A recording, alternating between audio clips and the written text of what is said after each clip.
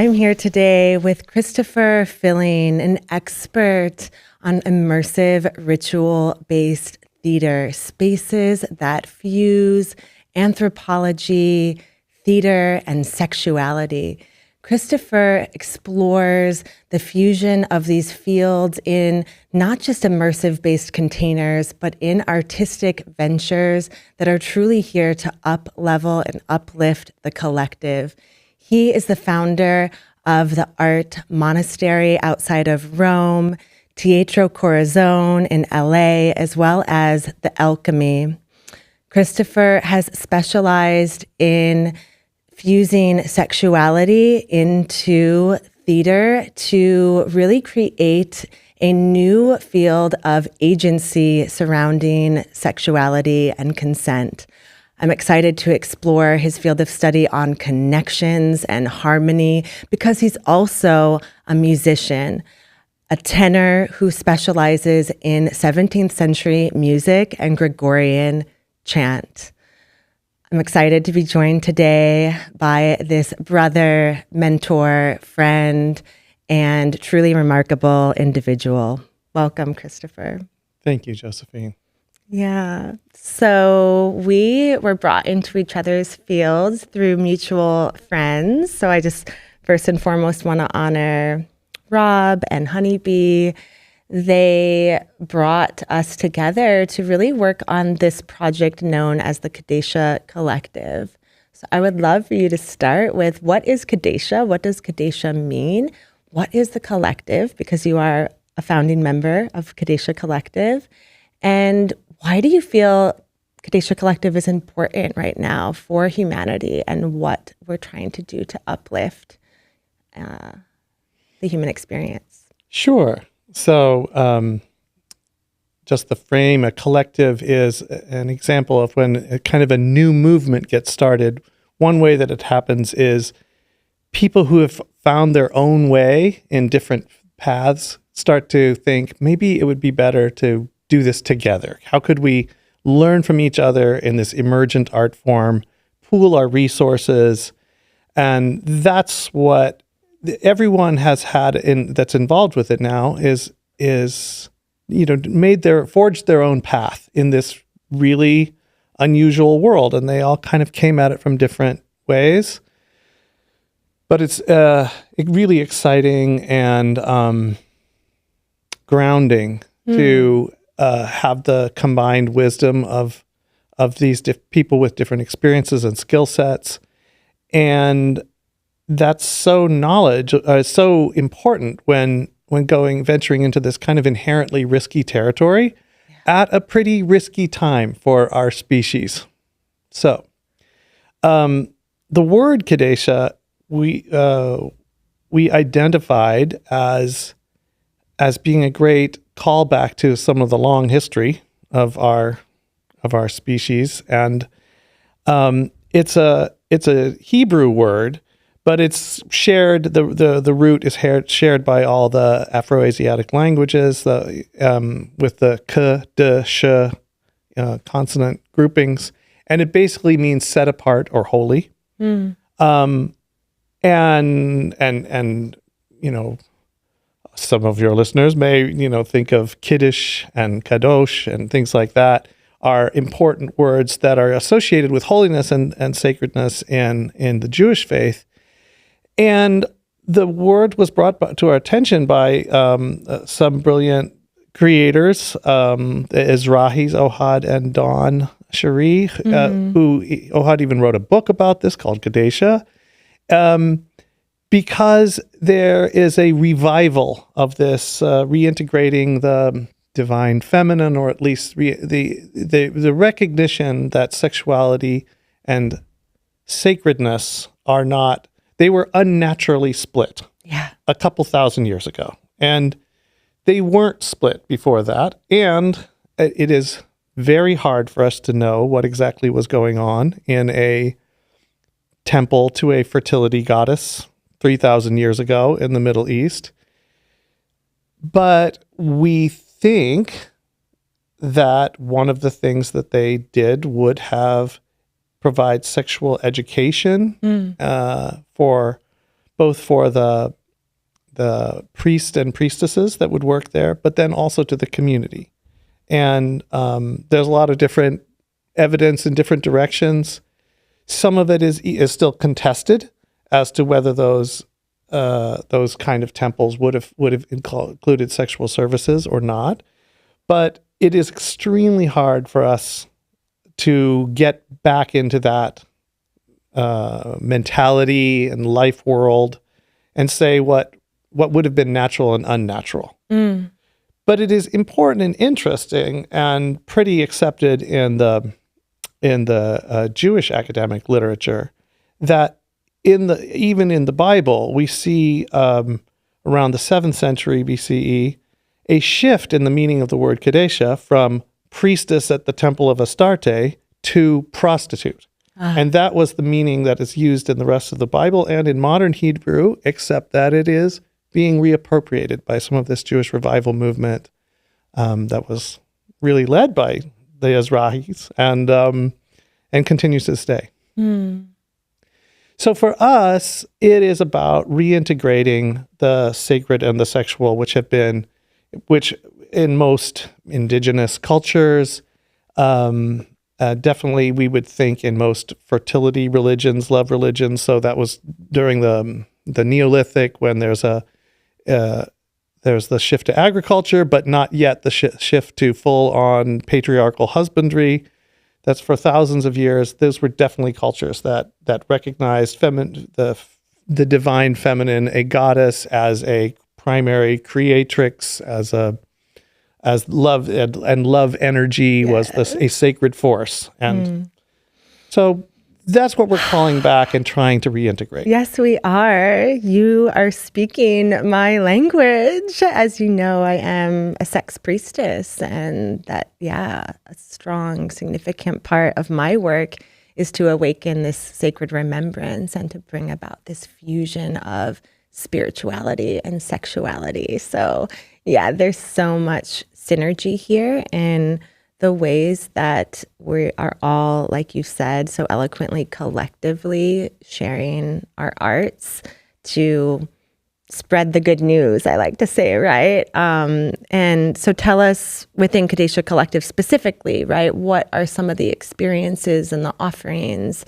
that the collective have created, or what are you birthing?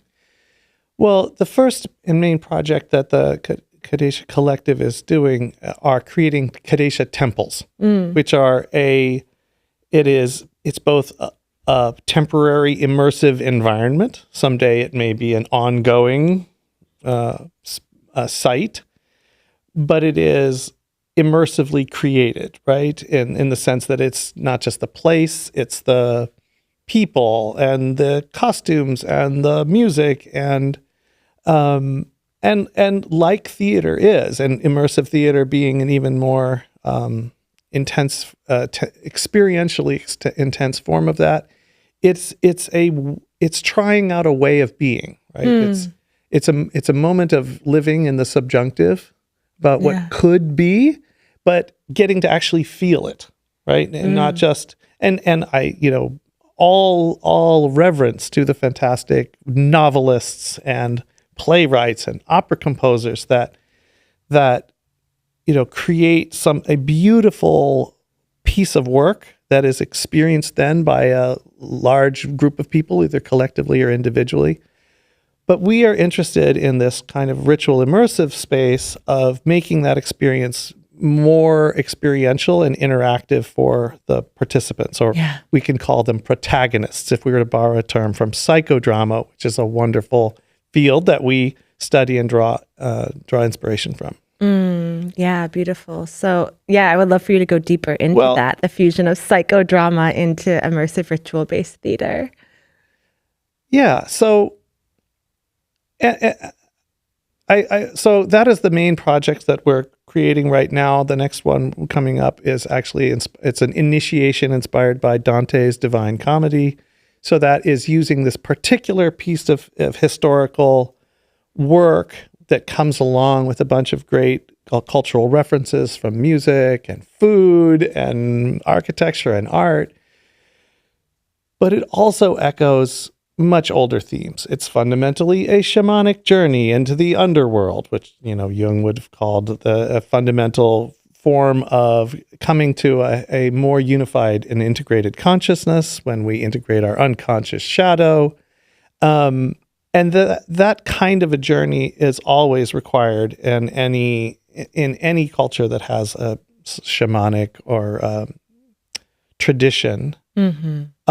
And there's, the Purgatorio is some sort of a quest where you go and actually face the fears. You climb the mountain. You fast for some days, and then the Paradiso is the motivational reward, or in Campbell's turn is when you bring it back to celebrate and bring the elixir back to your people, and that is kind of the point right now. And I think we're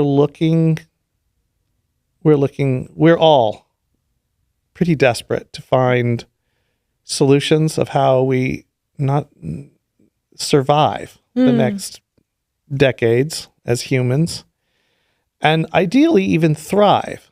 There is this sense that we know how we could thrive, but why aren't we choosing it? So how can we change our internal desire? How can we change our agreements that would make us actually desire, as Durkheim put it, make the things we need, the obligatory things we need for our society to function, desirable. And the biggest tool that both Durkheim and Turner would have identified was ritual. Ritual is a form that operates directly on our perceptual learning systems, our bodies, our symbolic minds, and our associations between our physical experience and our imaginary ideas. And importantly, because they are performed, you perform a rite, or it is social, and it alters the agreement field. Yeah. It changes relationships. It can reaffirm if anyone has said a credo at a Catholic mass with a church full of people, what the power of ritual affirmation is like that. Right. And whether or not you even, let's say you might even be saying it in Latin and you don't speak Latin, just the fact that you did it all together changes the field and maintains a field that ritual, and then you add in beautiful music and actions like ingesting ritual meals. Yes. All of these things work. They work on multiple levels, whether or not at that very moment you believe exactly what these particular words say. Yeah. Maybe that's like a little tiny part of the juice, and maybe it's not even the best part of a ritual. Thank you for, bringing it back to the ceremony space that is social, right? I know being raised Catholic and now being more spiritual, I've been in a lot of communities where people are denouncing the dogma and the institution of religion, saying like, oh, I was raised this way and I no longer believe in that, and I'm more sitting around in ceremony saying Om, but even that, like even sitting around and chanting Om, that is a ritual, like you said, in that fusion of the sound and the energy and the social contract and the agreements. But I think there is something powerful about religion because of its connection to ritual, and whether or not you want to, like I've said, abide by a dogma institution or an organized religion, or you want to just pull rituals out as sort of these immersive experiences to enter subconscious realms, have an embodied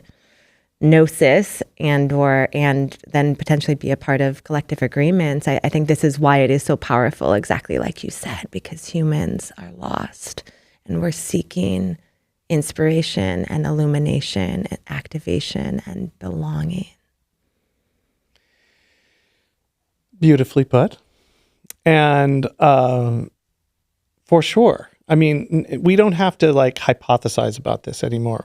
There's tons of wonderful quantitative evidence to suggest that brainwaves synchronize when you're watching a Broadway show together, or singing, chanting, whether you're chanting hymns or ohms or fight songs at the stadium, right?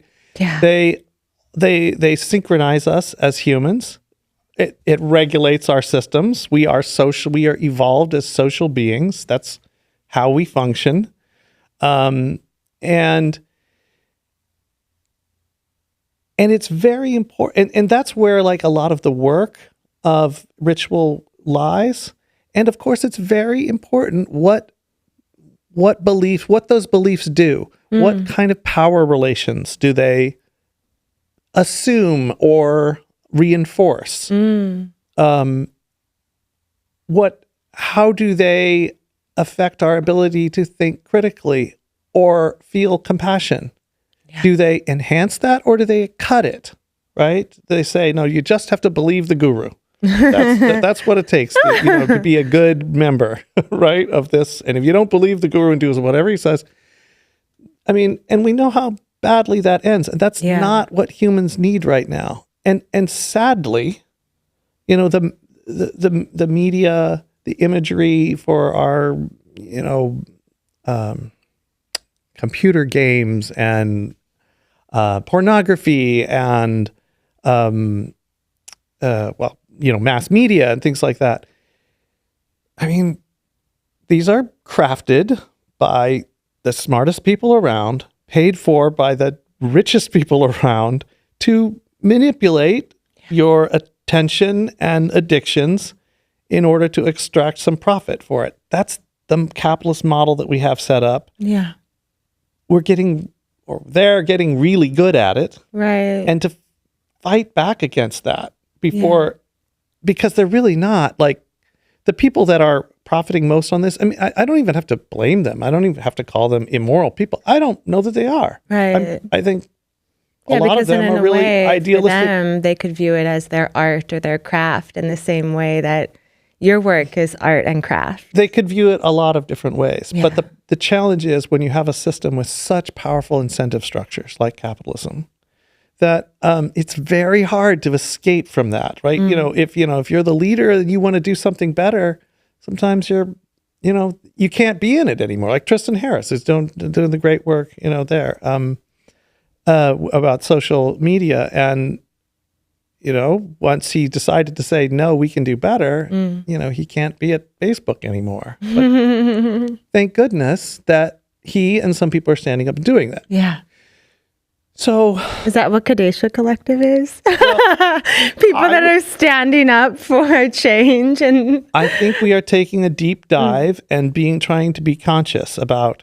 I was thinking of like, what does it take for like contemporary life magicians today? If you wanted to actually make a difference in the world, that was like actually beneficial for someone other than yourself, what would you need? Right. And I think it really comes down to like three things.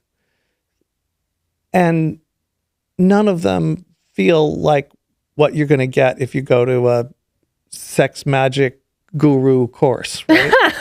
Like, one is you actually have to understand how things work, right? How systems work. Not sexy, but that's actually how things work. And the better you understand them, the more effectively you can impact them. Then you have to understand yourself, right? And this is the work of integrating your shadow, understanding your unconscious, and owning your power. Like, so when you are impacting people, you know that is what I'm doing. And maybe this is why I'm doing it. Mm-hmm. And, can you stand with that, by that? Can you live by that? Yeah. And then the final thing is you have to find some sort of ethical feedback loop or standard that balances this.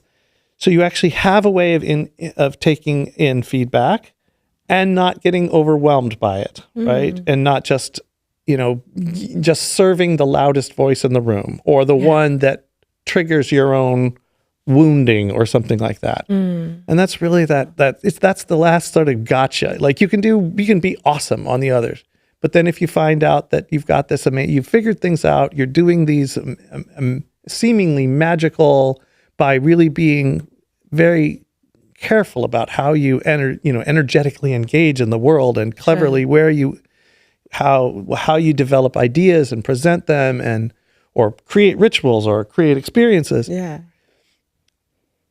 But if you can get derailed, but either by, hardening your heart and not listening to people, or only listening to the ones that somehow tug at your own issues, I think that's one of the reasons why it helps to be in a collective and to situate your work in both experience and in discourse. Beautiful. Yeah. I want to go back to this thread on feedback and discourse. But at first, I just want to touch upon, the first thread that you spoke about, which is systems thinking, because I feel like often, and we're speaking sort of academically, and I feel like you and I are tracking and following, but for everyday listeners who a lot of these words and concepts may be new, I'll just share my own experience with systems thinking, and I would love for you to share yours. So I studied with Peter Senge from MIT, which his systems thinking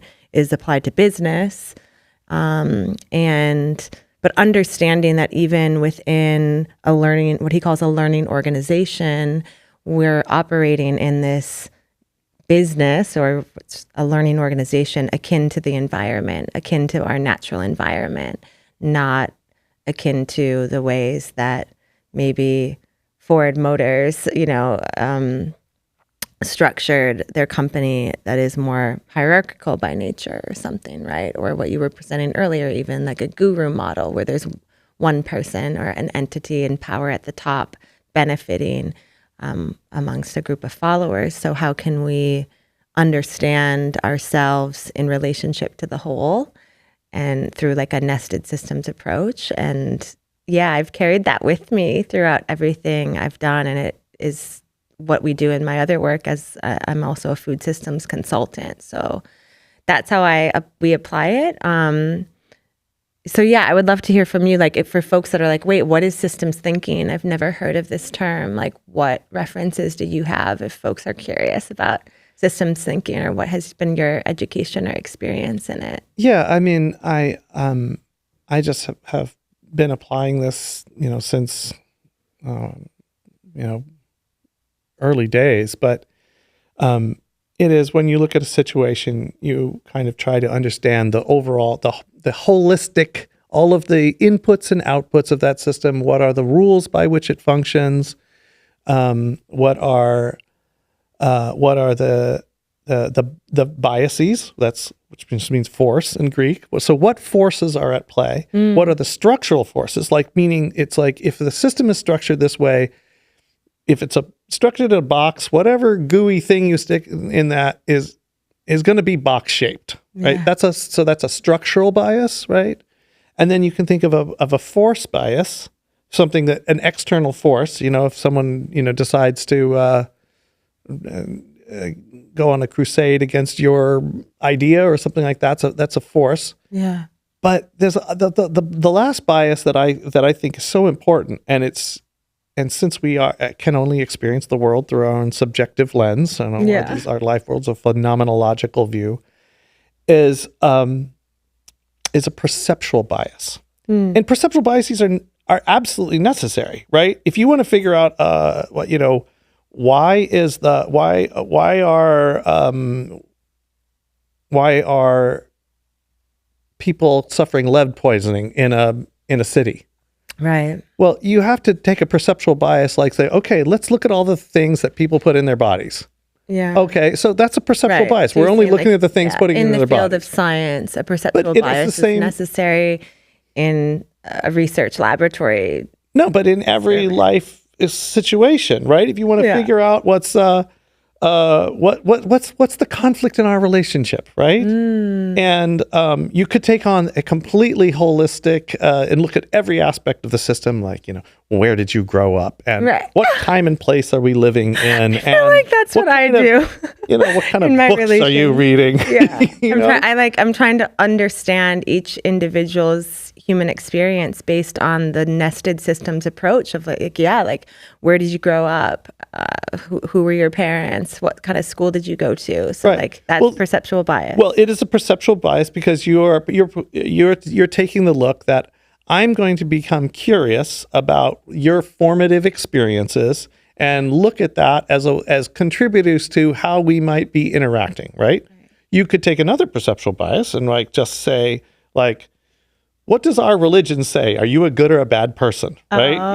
What did the prophets say? Or whatever. Well, yeah. And I mean, and this is the thread though on connectivity. And I'm not sure we want to quite go there yet. But like for me and the expression of intimacy, as you know, in universal intimacy being the title of this podcast, is that it's really about this interconnectivity. So even though there is this perceptual bias of the way that I'm perceiving you, and then potentially I could be passing judgment based on what I'm witnessing in the 3D realm related to your aesthetic appearance, the color of your skin, your clothing, all of these things. And then that intellectual piece of what you're sharing about your human experience and your capacity to express your thoughts and feelings and emotions.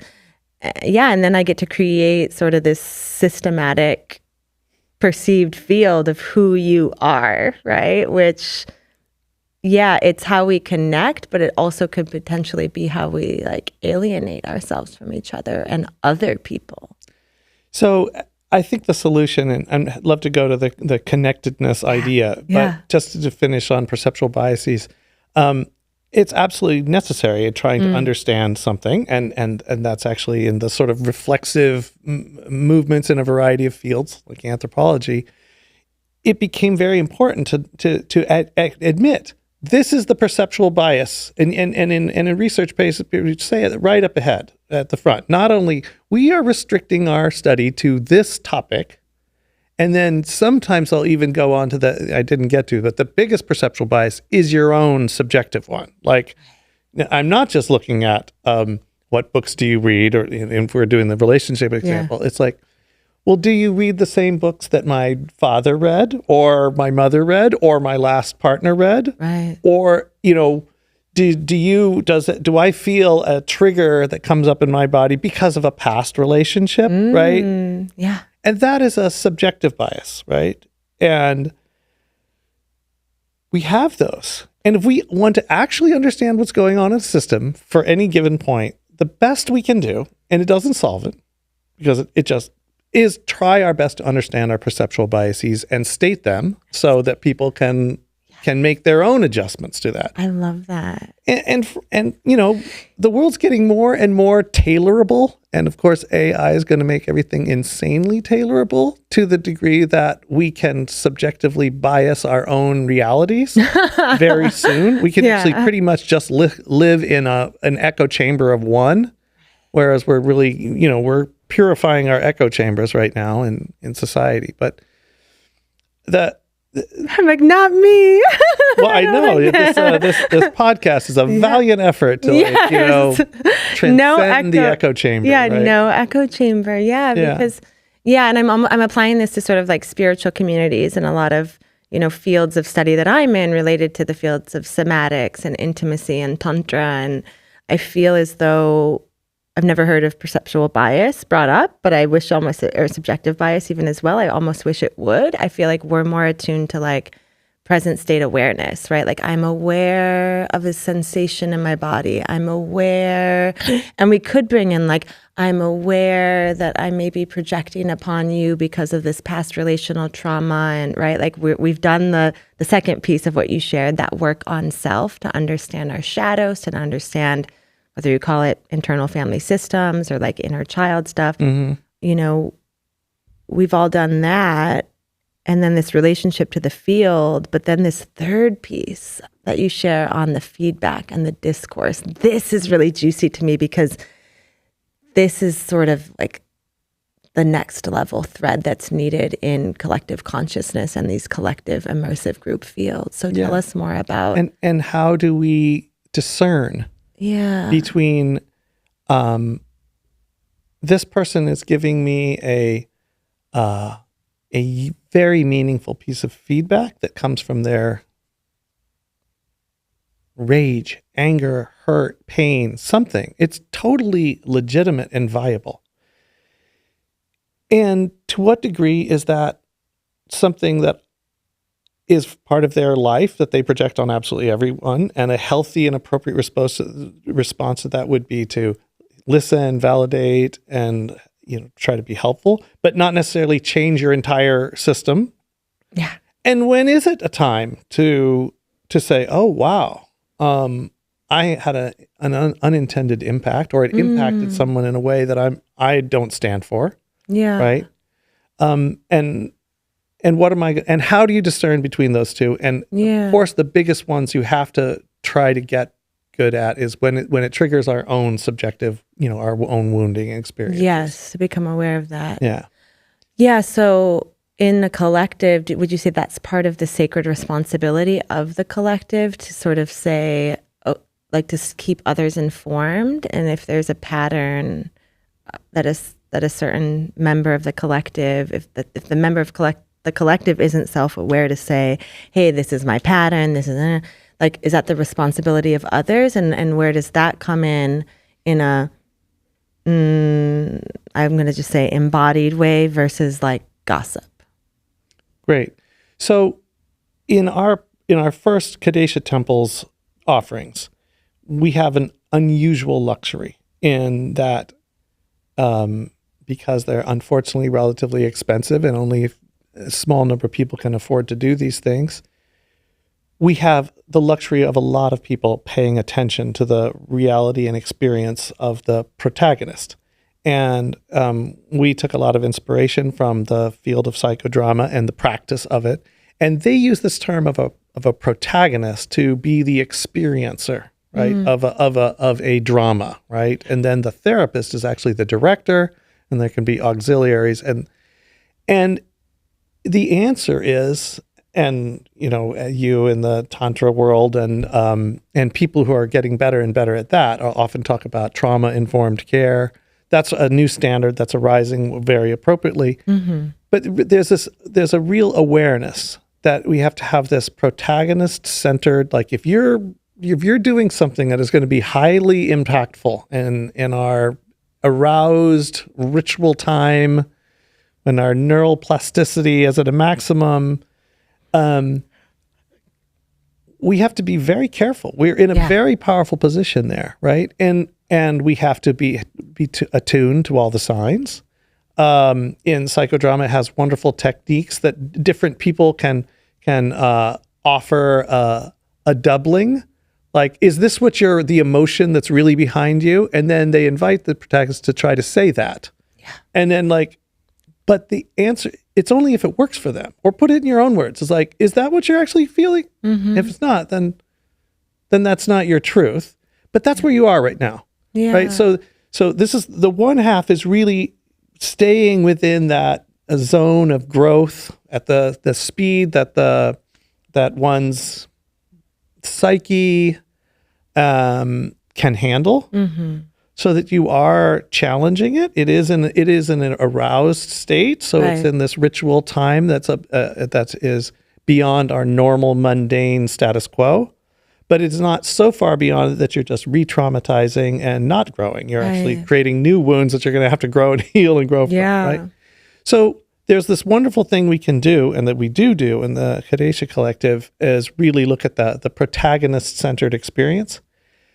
But it's also a laboratory to try to figure out, how can we expand that to the general populace? And what are the principles that are applicable to anyone?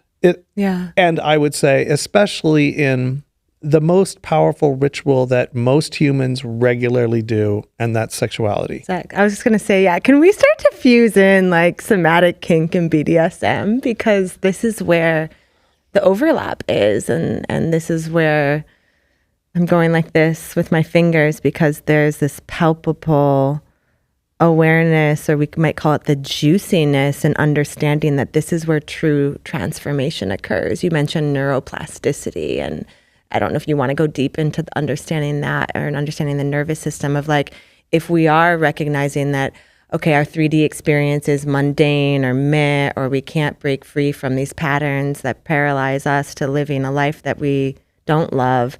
How do we live a life that we love? We get into these peak states. We get into these rituals, or I know you call them ordeals.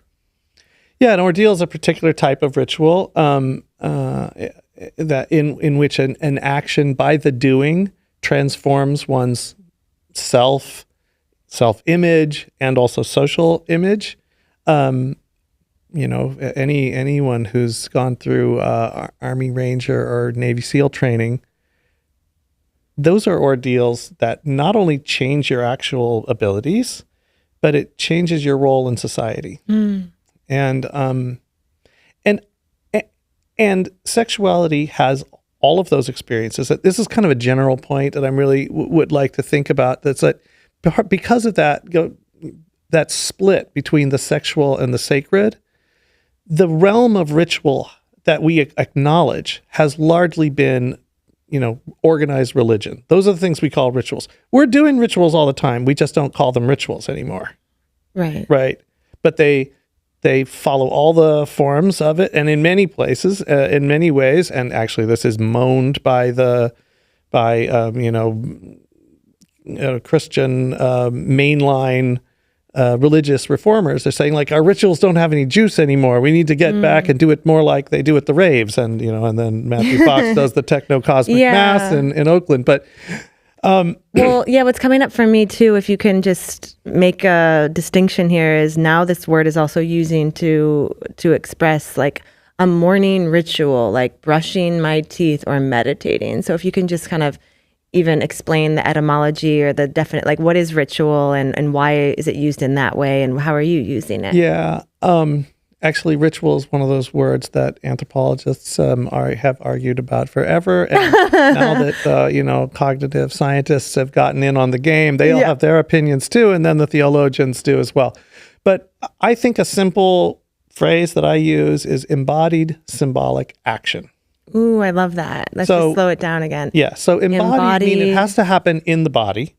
If all you're doing is reading a book or thinking about something or saying something, that's not a ritual, or that's not that's not a powerful ritual. I mean, you can ritualize the reading, like at a bar mitzvah, there's a little finger, a ritual object on a stick, and there's a sacralized object of the Torah and things like that. But it's embodied is one of the key features of ritual. So brushing your teeth, it can be a ritual. Yeah. And some societies, like in, South Asian societies and Hindu culture, or Balinese, which is also Hindu, it's a very ritualized daily existence. Like every little part of the day is actually acknowledged as ritual. Mm-hmm. In our secular society, things that happen in a church are considered ritual, and everything else is considered not ritual. But I would say that we are impoverished by that definition, and it doesn't really reflect, the power. So get back to the definition. It has to be embodied. Okay. It works on the symbolic, the level of the symbolic. So actually, the way human brains evolved actually is, as Mick Taussig and other anthropologists would say, is one of our primary things as we started doing mimesis. Even animals do this, or what is imitating mimesis? Behavior. So, like, mimicking. Yeah. So if you're a little monkey and you want to learn how to gather fruit, you imitate your mother, father, the others in the tribe. Yeah. And that is the way humans also learn. So it's called perceptual learning, meaning that you're learning through the body and the senses. And the theory, Taussig's theory, is that once we started developing this, all this excess brain processing capacity, we started extending that idea of mimesis to other elements. Like if you want to be strong and fearful, you might imitate a wolf. Yeah. And what are some of the oldest images we have on cave paintings? There's a guy dancing around with a wolf pelt on his head. Yeah. Right?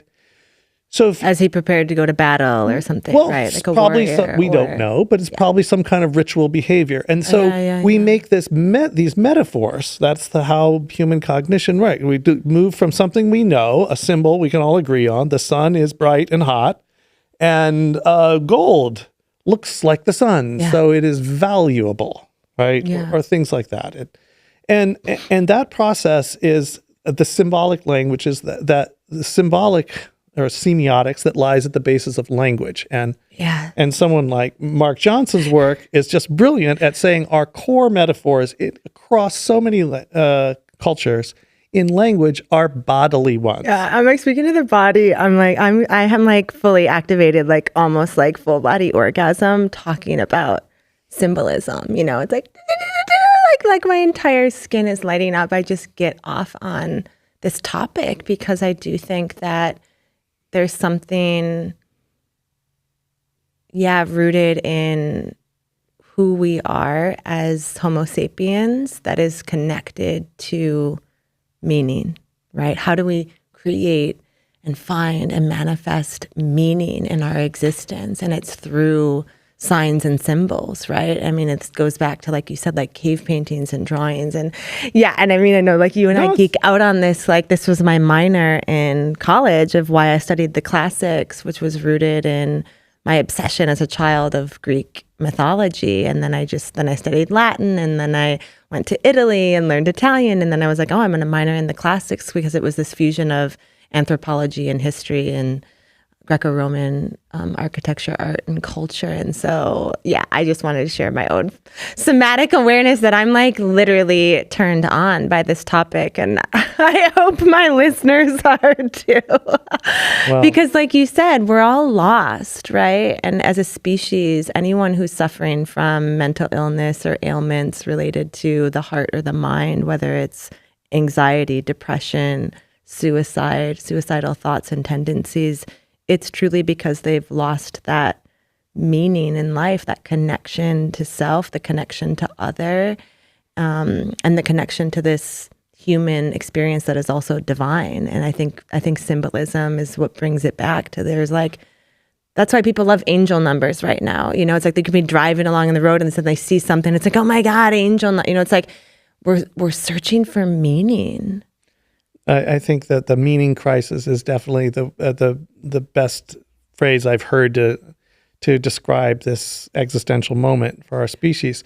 But just to try to like bring this home with that definition and bring it to connection, the symbolic is also a form of enlargement, right? It's a form of, that little thing that we do, can this body part, can this little thing I'm doing now connect me to the whole system, to the divine, to the order of the cosmos, to the, right? Break that down. No, I'm like rubbing my nipples. Like literally break that down because that's a really simple yet profound statement. Yeah, so this little thing, whether it's picking up a glass or smelling a rose. Yeah, let's pick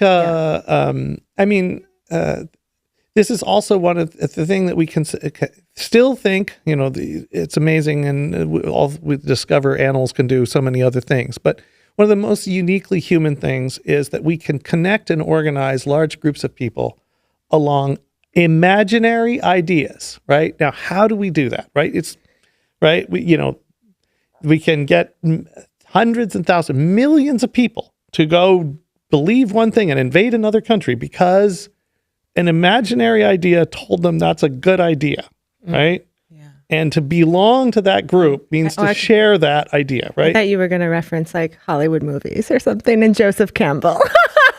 It is literally the same thing, right? That's what stories do, is they conjure up an alternate reality that might make you actually want to try to manifest that world. And many worlds, the lived reality that we have is a combination of ideas and actions.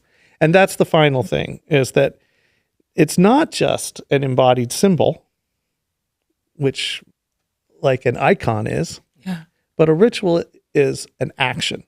And that is an action that both enacts in our body, as Richard Schechner in performance theory would say, rituals are performed. So we're by repeating an action, whether it's brushing your teeth, crossing yourself when you go into a church, or sneering at people who are different than you, you are not simultaneously enacting, rehearsing, and performing for everyone else what reality should be, right? And that is partly how we create the connections and agreements and what reality is. So that the performance of ritual is that it's an action that is both performed by body and seen by others. But this is why I don't like TikTok.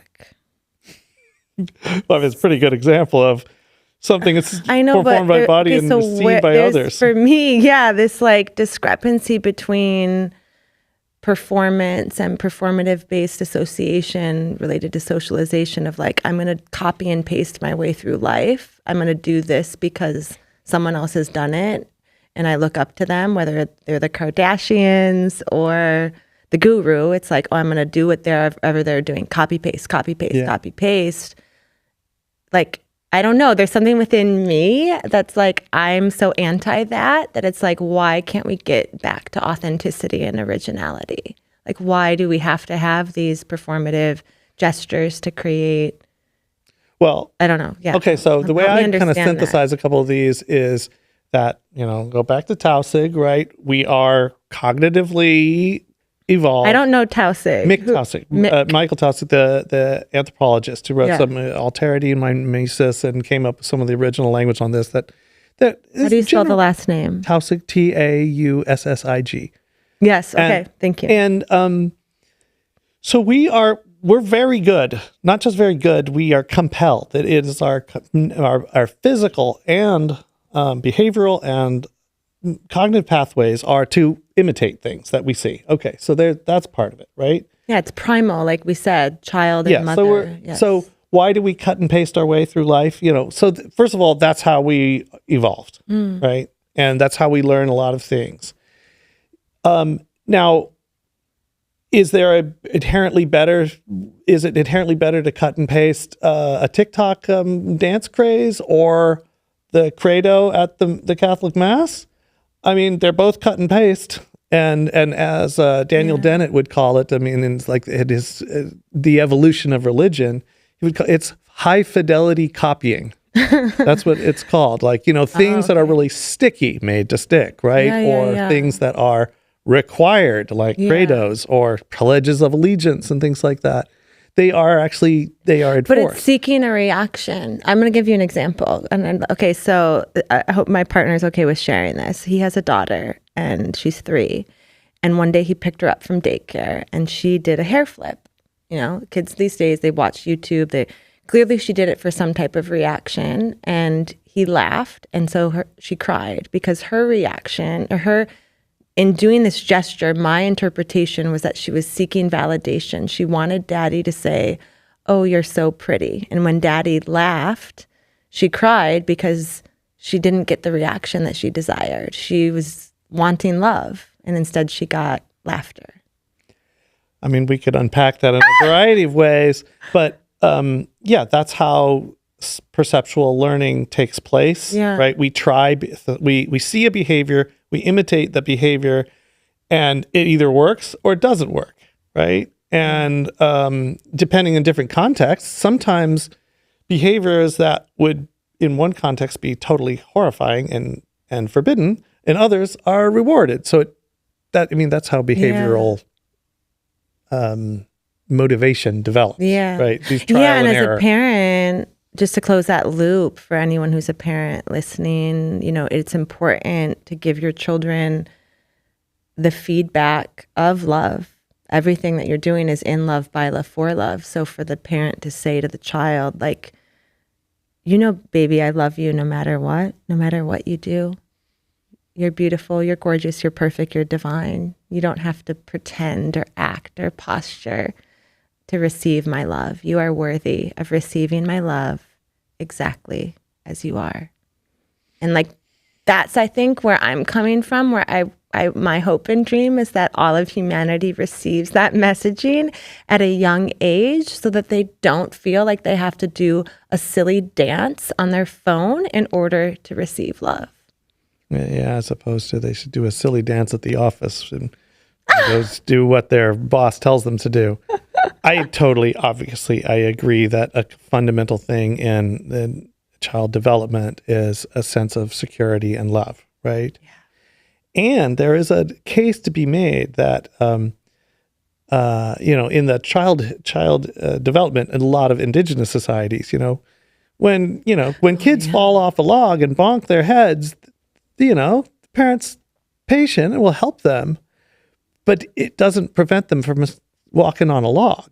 Yeah, there is the counterweight to this is there's a concern that that keeping kids in a protective bubble, not playing in the street with the other kids as we grew up, but generations after us, that's considered bad parenting. Let your kids play in mixed age groups, running outside, wild around the street all summer long. All summer long. That is the way humans have developed for millions of years. And just for the last 10 or 15, they haven't. I'm definitely aging myself on that. Yeah. I know, it's hard to believe. Yeah, she's a millennial, right? Yeah.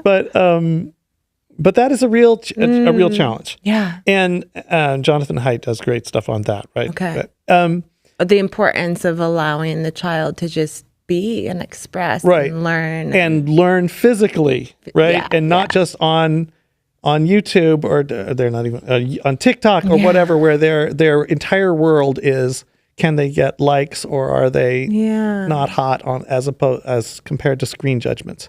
Right. So the way I'd like to tie this all up, probably time, I have no idea. But, yeah, we're good. Is that link between doing all these embodied symbolic actions and the specific links to that symbolism and the structures that, the systems that they support. Yeah. And this is where in our completely understandably evolved systems of cut and pasting, of imitating behaviors, rituals, ideas, words, phrases, stories that stick because they were made to stick because actually now for the last 30, 40 years, we have the studies and we know how to generate this. We don't just happen upon these through trial and error. We actually generate them quite precisely. I mean, video games are brilliantly conceived with incredible evidence, precision to exploit addictions and, cognitive patterns. But what connections we make, those connections that we reaffirm by behaviors, by copying it over and over and over again, that's what we need to deconstruct. And that's what we need to take accountability for. And I think that is the kind of work that, the way I think of it is like the paradigm shift that would make the biggest difference is, instead of concentrating our attention on things, the objective reality, we shift our attention to the connections between things. And I mean this in every sense, right? Not just the bonds of atoms, but also humans, and importantly, embodied things to ideas. And how are those ideas serving us, serving one person, not serving another? How are they maintaining power imbalances that may or may not be chosen? And how can we develop more accountability for that? Or I think the better term for it is, how can we expand agency? Ooh. So that everybody involved with something is living within their agency, so they can make informed, freely chosen choices about their lives. I love that. Right? Yeah, because you went fast through that, which I tracked and followed. But before we go into agency, just stay with this concept of connection a little bit more. Right. Yeah. So it actually, when you shift your attention from the objects to the connections between the things, what you start to notice is the energy required. Like, if you want to forge a bond between two atoms and make a new molecule, or if you want to forge a bond between two humans and make a new relationship, or you want to link a new idea to an action or an image or something like that, and it's literally involved neurons re-linking, right? If you want to forge that, it takes energy. Yeah. Right? If you want to maintain relationships and connections and bonds, it takes energy. Yeah. right? This is very obvious when it gets to when we think about interpersonal ones, because we're very tuned. We need to communicate via text or phone. You can pick up the phone and have a conversation. We need to create time to travel and visit each other and carve out time and space to have experiences together if we want to continue to meet. I'm seeing a friend, one of my best friends from college, and I haven't seen her in decades, and she's going to be coming at the end of this month, and it's just, I'm already like feeling into, because we actually studied the classics together, and she did her thesis on Aphrodite, and now she's like a CEO of a biotech firm. So I'm like, I want her on the podcast, but we haven't maintained that connection. We haven't worked hard. We haven't put in the time and the energy. She lives in London. I live, to continue to maintain the connectivity. And what's the consequence of that? I'm sad. Yeah, you've lost a connection, right? Yeah. And we can reestablish it. And we're going to reestablish it. We're making effort, energy. Right. Yeah. She's got to get on an airplane and fly here. I have to set aside time so we can go out to dinner. The whole thing. And actually, this is the last one. Because whereas we're relatively attuned to our interpersonal energetics or dynamics, we're not as well attuned as we are to our ideas and our beliefs and things like that. And they also take energy. And, if anyone's ever been in therapy, they know that like at some point they recognize that, or Landmark Forum had great discourses on this, right? Yeah. How much energy we take reestablishing and maintaining stories about who I am based on something that happened when we were 7, right? Yeah, well, that's silly. But we are so our bodies ritually recreate that constantly in our lives, right? Caroline Elliott, now Caroline Lovewell, and her existential kink is fantastic. Yes, existential kink. It's such a great book. Right. It's a questioning, like, how did we, if something in my life keeps happening, but I ostensibly don't want it to happen, right? This is basic Jungian shadow investigation. Yes. Why? Where is that? And so this is what you're saying, that the average human isn't able to build the connection between ideas, and so they need. No, they have those connections, and they're putting energy into it, but it's unconscious and it's unconscious and unaccountable. Right. But if you can find a technique, and these are two that I just mentioned, that can release that, can break that connection, that like I am such and such, I am unlovable, I am going to fail, whatever. Right. If you can break that, you have so much energy available to make new connections in your life, in your ideas, in your beliefs, in your relationships. Exactly. And so that final thing of it takes energy to break and reforge connections. And that's, my effort in the idea of expanding agency is that we look at this not just on the individual level, but we have to do it on the individual level because that's who we are. Yeah.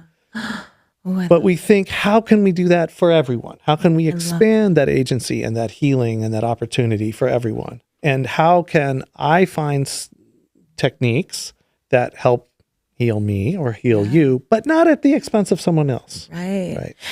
Yeah. Ooh, I love this. Is so fascinating. Because this is exactly what we do, right? This is what I'm doing as a somatic practitioner.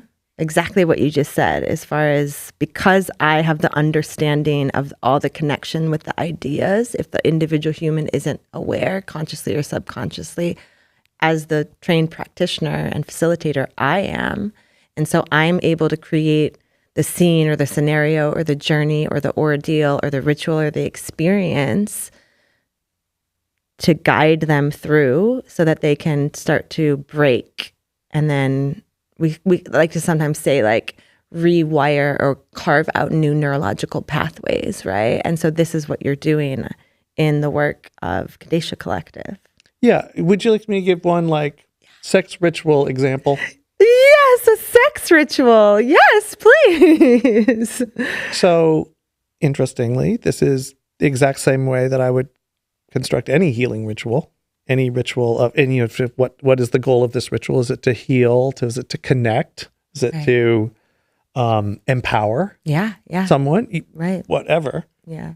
This is why you can sometimes do it to yourself. we set our intentions. Right. We say, what is your intention? To heal, to empower, to release, to activate. Right. Yeah. So the way it's very similar to the techniques in psychodrama, but we don't think of this as therapy. We think of it as having a therapeutic intention, but it is a more general term for it is a ritual. And the way we think about that is that, first of all, we have to decide is who is the ritual for, right? And I'm proposing that I call one person the subject, who is the subject of the ritual. And you can have whatever you want, guide. I like celebrant is the name of the person or persons doing the ritual for the subject or the protagonist, right? Okay. And the first thing is just choose that. And I always think they should be celebrant offered. It's not the same when you say, like, I want you to do a ritual for me. No, yeah. The right? celebrant has to be in service. Maybe you could say, and I'll pay you this giant amount of money to do this, and it'll help me heal my trauma about that. That would be reciprocal. But just kind of like, well, we're in a relationship, you should do these rituals for me, which is actually something that we expect all the time. We just don't own it and articulate it, right? Yeah. But if we're able to offer it as a celebrant, say, I want to do a ritual for you. What do you want? It's for you. Yeah. You're the subject. Yeah. What do you want to work on? Well, and this is the piece. Sorry, and I work with claiming desire. So even if it's not like a healing modality, or I want to release shame or guilt, it's like it's even hard for individuals, protagonists, to claim the desire. For a male, whether it's a client or my partner, to say, "I want you to suck my cock." Like, can we get to a place where humanity can actually claim the desire instead of like, I don't know, I think I want some connection. Can we have some intimacy? It's like, well, what is that, right? Like, yeah, so, I'm big on just like claiming our desires, right? I agree. I mean, yes, I would love to suck your cock, and I'm going to turn that into a ritual. What is your intention? What are your, I hear your desire of having your cock sucked. What is the intention? Slow down just a little bit because but I love where you're going with that because so much of this is being able to speak clearly your desires and owning your desires. For many people, that requires a sacred space. In ritual language, it's called the temenos, right? The sacred precinct, and crossing in that is the threshold or the limen. So that's why we call it liminal space. We're in the transition between our previous state and we're going to transition to another state. So I think like cocksucking, for example, is a really powerful ritual, but it's often not the state. It's the act that does the work. It's the ordeal that does the work. So what is the work for, right? And that's actually what you say. It's like, I want to feel, if I offered you to say, what do you want to feel? Right. Oh, yeah. And this ritual's for you. Yeah. I want to feel adored, respected, and exalted. Great. Okay. And then I could ask a few more questions. So it's like, what are some things that make you feel really adored, respected, and exalted? Like rubbing my feet, if you like luxuriously like massage my feet, maybe kiss them, suck on my toes. Yeah. Great. So one could go further, especially if the type of thing that you're talking about doing is with a new person and you don't really have those boundaries. That's why the kink rubrics are so much more advanced, because they kind of actually do this. Mm-hmm. But I think that this one level of ritual clarity is even more powerful. And so, we would find out, what the boundaries are and any fears that are coming up. Or if you know each other pretty well, you could just be more clear, like, what do you really need? What is that thing you want? And you want to feel desired, exalted, and adored, right? Did I get that? Desired, respected, and exalted. Yeah. Right? Adored, respected, and exalted. Sorry, thank you. And you've given me that. We've learned a few things that really work on that. So there's some like foot worship, we do a little more. I'm kind of speeding through this. Then I, as the celebrant, would go and figure out, what can I use my creativity, my spontaneity to to fulfill that in a richer and more creative way than you've ever had it before. Yeah. Right. And that would probably transform you. That would be a ritual of transformation. Sometimes it's like you just coming home and knowing you're going to get a foot rub every night. There's not a big production. We don't put the candles on and don't do any incantations. That's more of a maintenance ritual, right? A maintaining that's just connection. a regular old Tuesday night on the couch with my partner.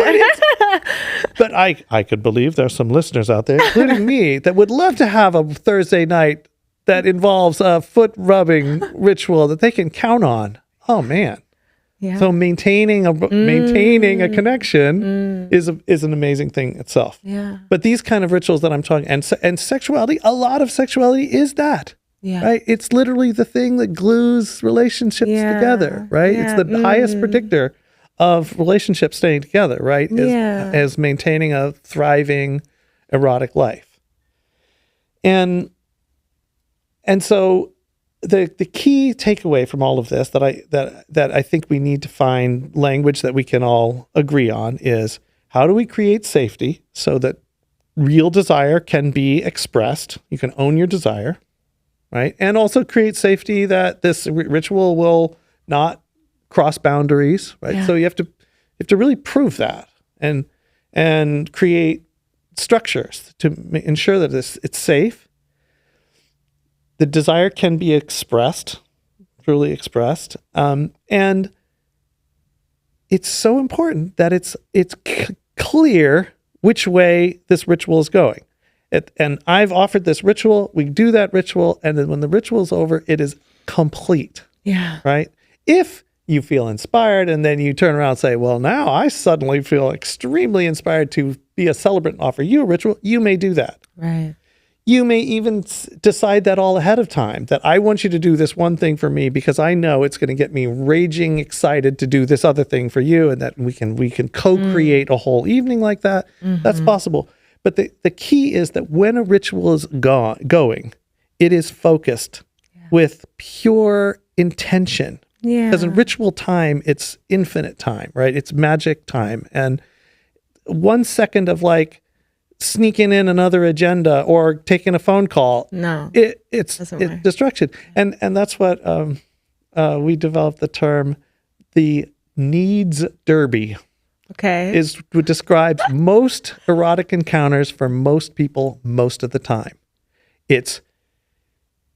We are both trying to get our needs met simultaneously, and we're either don't even know what we actually need, but probably are afraid to say it. Yeah. So how is the needs derby? How are you, if you don't create actual space and practices around this, how are you ever going to get out of the needs derby? And and this is why, as a tantric practitioner and somatic intimacy coach, I guide humans through rituals, and I invite them to evoke rituals in their relationships, especially if they have an erotic relationship, because exactly like you just said, otherwise it becomes a needs derby, or it becomes mundane, or this I eat her pussy and then she sucks my cock and then I put it inside and then I ejaculate and then we're done. And it's that's why people are so unhappy about not just their sex lives, but their relationships, right? Because they're not evoking ritual. Well, and I just hold on, one more thread on this is you asked me earlier today, about my workout regimen. Cause I'm an older woman and how do I maintain my figure? And yes, I eat really clean food typically, but it's because I do rituals. I live a very ritualistic life related to intimacy and sex. And there's something that it just sort of clicked for me when you were referencing the time-space continuum of when you're in a ritual, you literally, I literally could be erasing years off my life. In some other sex rituals I do, right? Yeah. I mean, it's very possible. Well, your regimen seems to be working. Yes. But I think your point of being a tantric practitioner is a great kind of throwback to the beginning, this discussion of a Kedesha. The thing is, there is a role. We can't expect every date to be with a trained, desirable, amazing, energetically attuned healer, priestess, priest, daka, dakini. And we can all learn from that, right? So there is a benefit to having in our culture an actual above ground acknowledgement, not a like in the shadow. Well, religion or ritual happens at the church, not at the tantra coaching session. And acknowledge that these are powerful rituals. Bring them into the light. Yeah. There is training. It's licensed. It's certified. There's standards of safety and trauma-informed care. And we acknowledge it's destigmatized, right? Yeah. Also, destigmatizing sex work in general would make this practice that is simultaneously incredibly healing, but also unregulated, and has many bad consequences for many people. But it would have to, right? If this were recognized for the incredible value it creates in society, and the fact that we all need that. We need sex education. That's a fundamental part of human development. And right now, the sort of puritanical lack of it in the educational system means pornography is the only available sex education for 99% of kids for their sex education. And not to say that pornography doesn't have a bunch of really, it's actually very informative to look at the rituals that are repeated in pornography as examples of what is missing in society. Have you done a study on ritualistic? Yeah, I mean, it's anthropological ritualistic nature of pornography. Of the data sets available, right?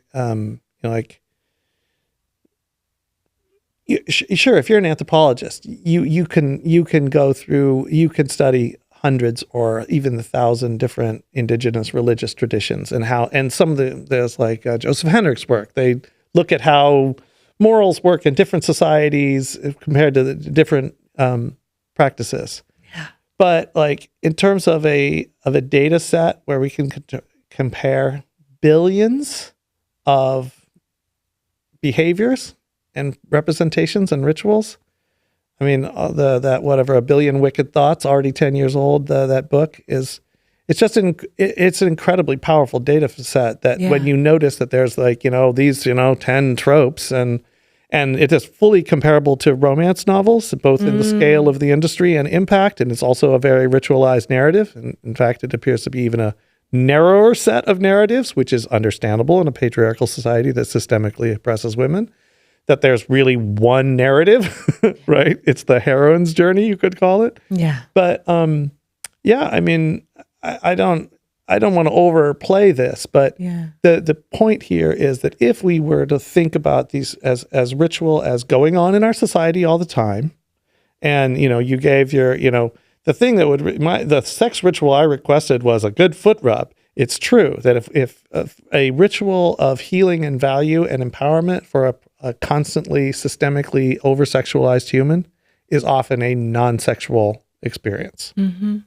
And that's still a sex ritual, right? Yeah. It's a ritual that addresses our desire, our self-image, our social roles, and our states. Yeah. And so my thesis is that by creating new rituals with accountability, feedback loop, and awareness of how we're negotiating power, is that actually chosen by everyone? Is it chosen? Is it in an informed way? Do they really have options here? Yeah.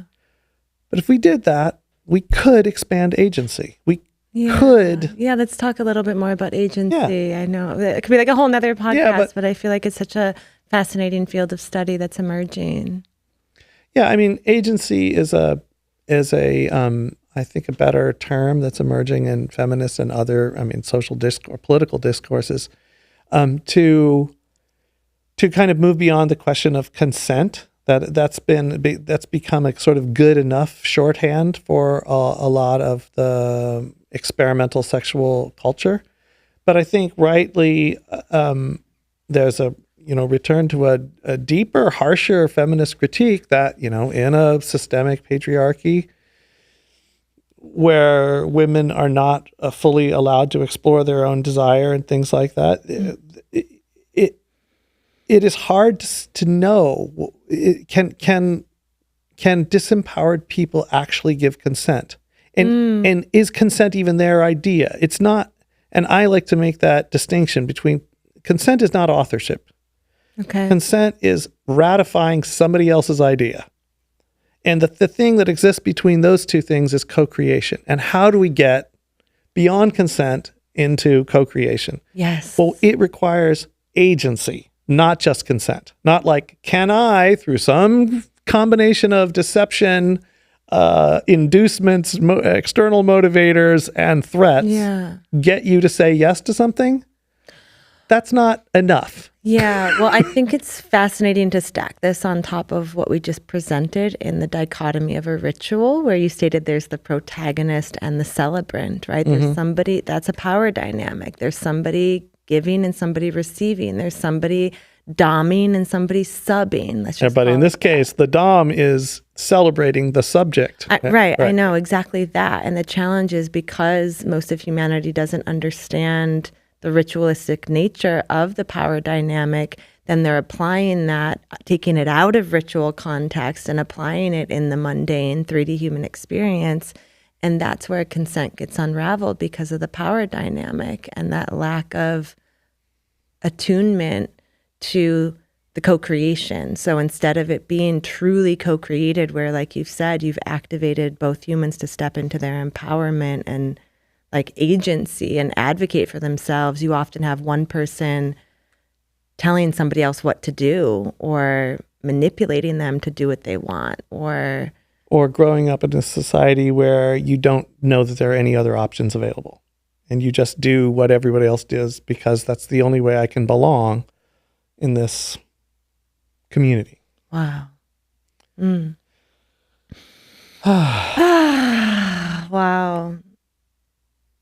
Well, thank you for being an agent of change here to rewire and rewrite and remember, because I truly believe we're not just creating a new paradigm. We are also, and this is why I love Kedesha and everything that you've shared today, we are really reflecting upon ancient civilizations and history, and I like to say her story as well, the divine feminine and more matriarchal societies, to really learn and evolve. And I guess sort of here in closing, a few things are coming up for me that I would love for you to touch upon. One is music. I know music is a huge field of study and passion of yours, and how music weaves into this.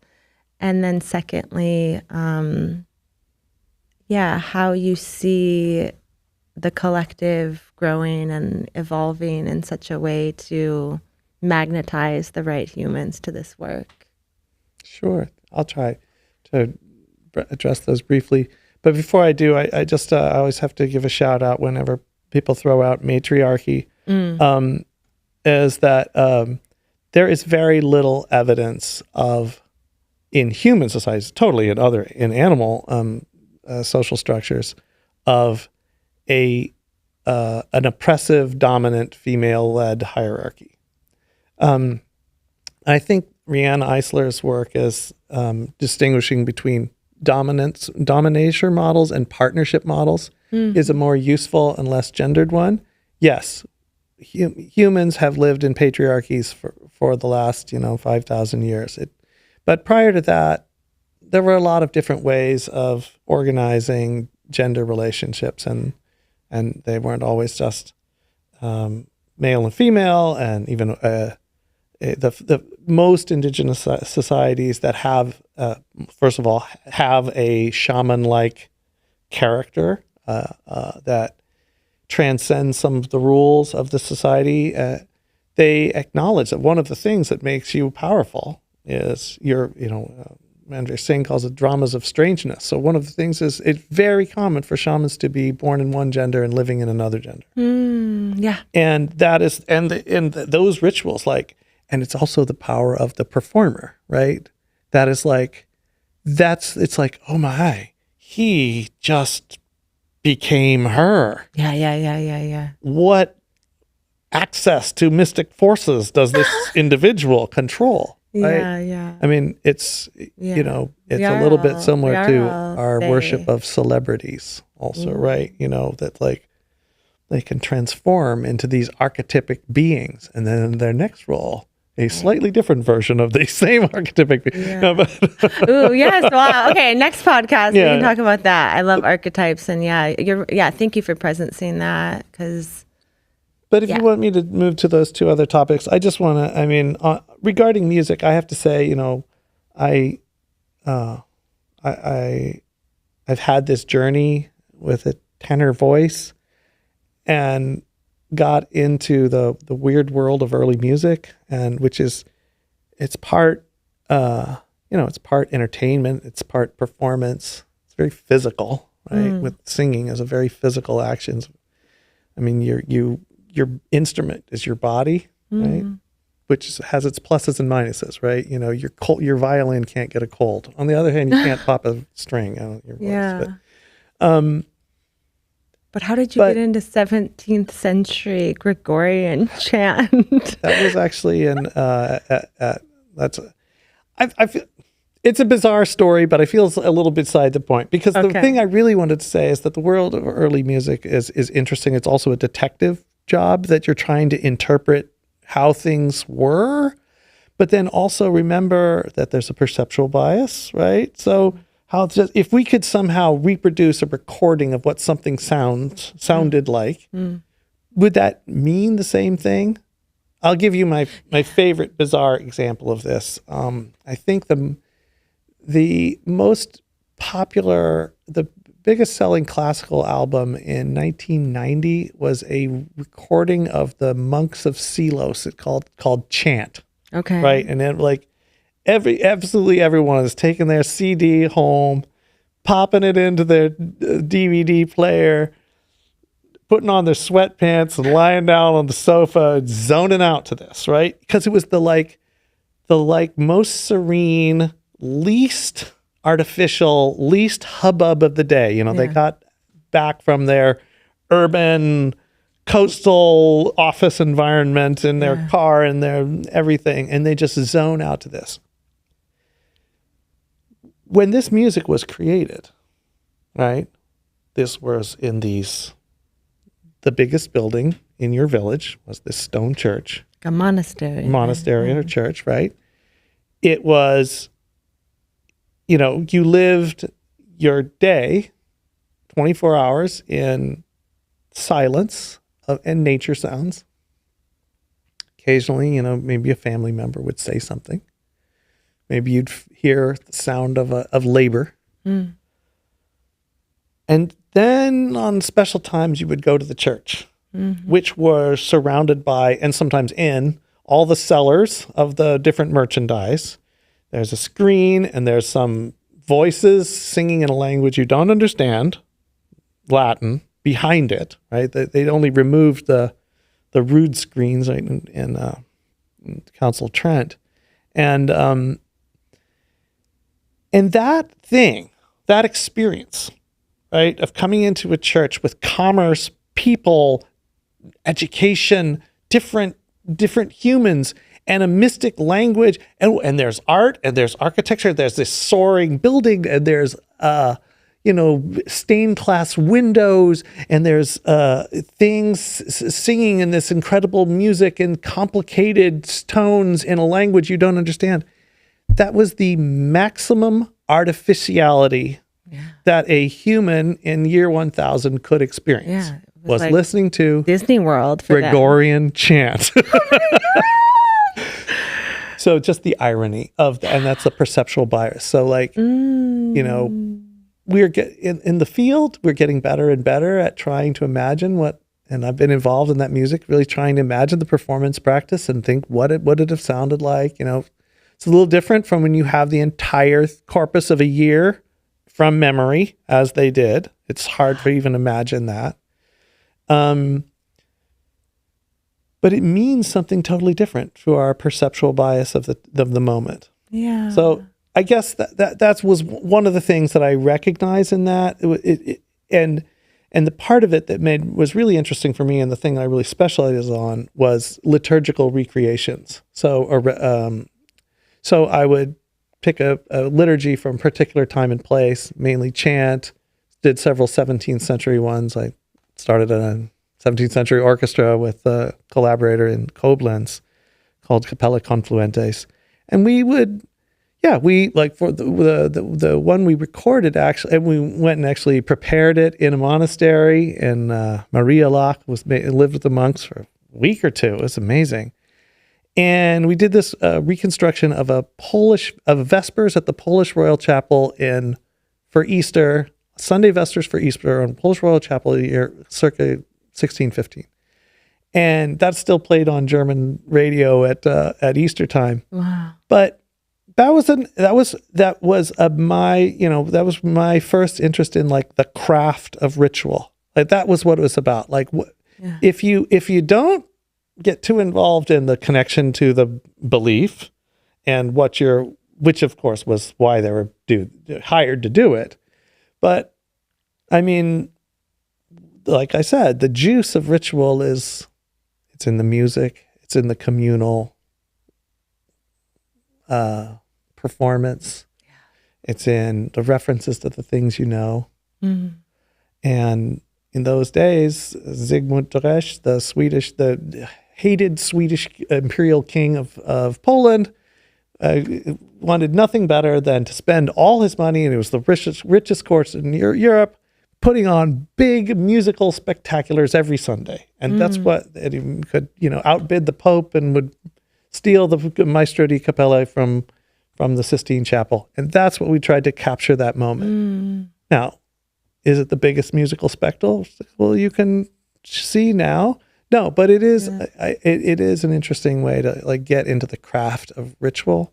And then I tried to study it in other cultures and then started making those, right? And the big chance that I got to really do that was at Burning Man in the late 90s. Yeah, you did. Directing these giant I was like, opera Burning rituals. Man, yes, that's our modern day version. Yeah, it was, right? That temporary autonomous zone and that, and really, I started directing these operas that are around this wonderful Argentinian sculptor named Pepe Ozon. He would make these big, giant sculptures with wire and covered with the mud from the hot tubs, and they would be burned as the final act of this opera. With a couple hundred participants in a circle of about 5,000 people. This was what would happen on Saturday night, and then the man would burn on Sunday night. Oh, wow. This was like the OG Burning Man. Yeah, this was... The ones I directed were in 99, 98, 99, 2000, and 2002. And then